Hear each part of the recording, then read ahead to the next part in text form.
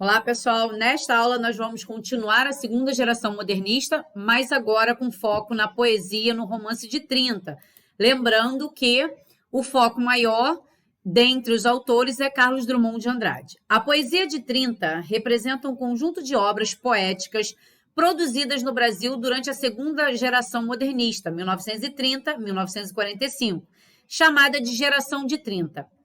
Esse período é considerado um dos melhores momentos da poesia brasileira, marcada por um período de maturidade dos escritores, a hora que eles começaram já a sair daquela confusão do início, né, da passagem para essa segunda fase, mas que eles já conseguiam se adequar e se sentir pertinente ou pertencente a um determinado momento.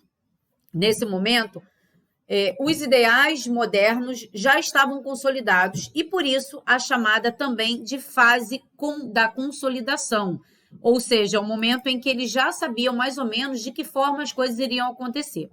O modernismo foi um movimento artístico de ruptura, tendo o radicalismo e o excesso como principais características. No Brasil, o movimento modernista surge com a Semana de Arte Moderna, realizada em 1922. Assim, a primeira geração modernista começa em 1922 e termina em 1930, ou seja, é um período em que há uma estagnação, onde há um encontro, né, do quem eu sou enquanto poeta.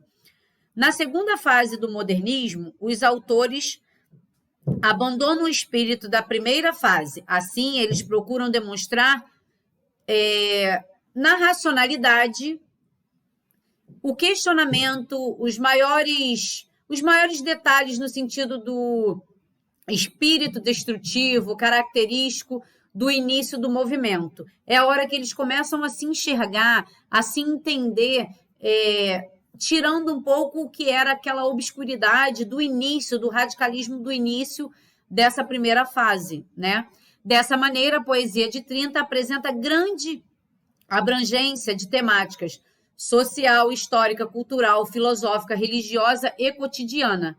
Uma das características mais importantes dessa fase foi a liberdade formal. Os poetas escreviam com versos livres, sem métrica, os versos brancos, sem rimas, isso tudo sem abandonar as formas fixas. Por exemplo, o soneto, 2 terços e 2 tercetos, além da poesia, o romance de 30, também teve grande importância nesse período.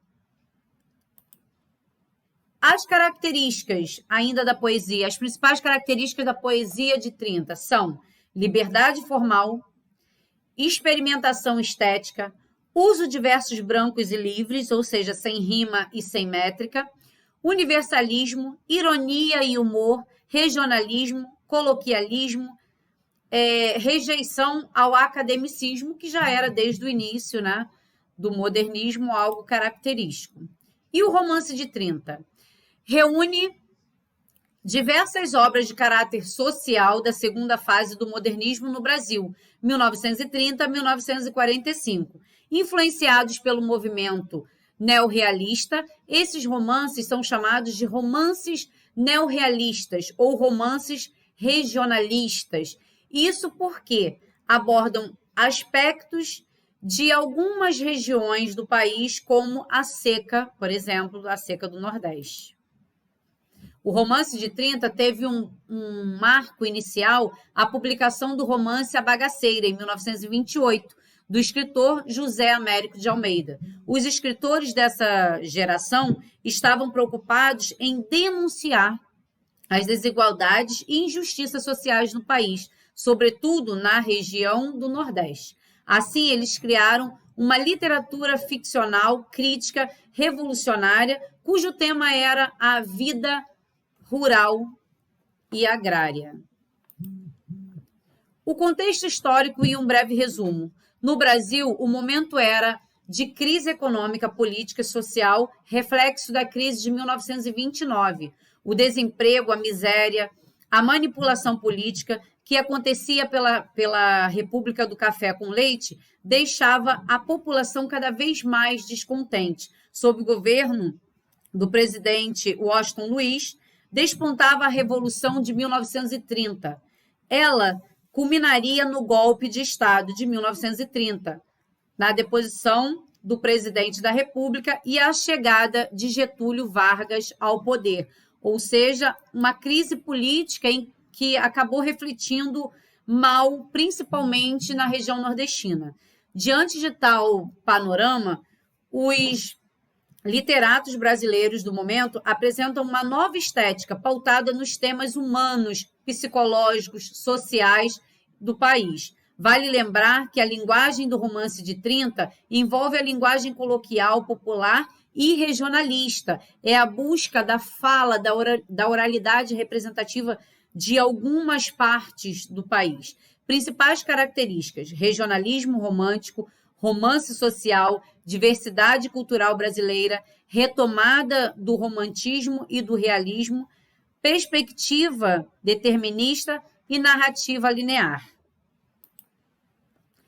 Autores e obras. Os autores que fizeram parte da segunda fase modernista exploraram temas como a miséria, a desigualdade social, a economia, dores e sofrimentos humanos. Eles foram José Américo de Almeida, 1887-1980, Raquel de Queiroz, 1910 a 2003, Graciliano Ramos, 1892 a 1953, José Lins do Rego, 1901 a 1957, e Jorge Amado, 1912 a 2001.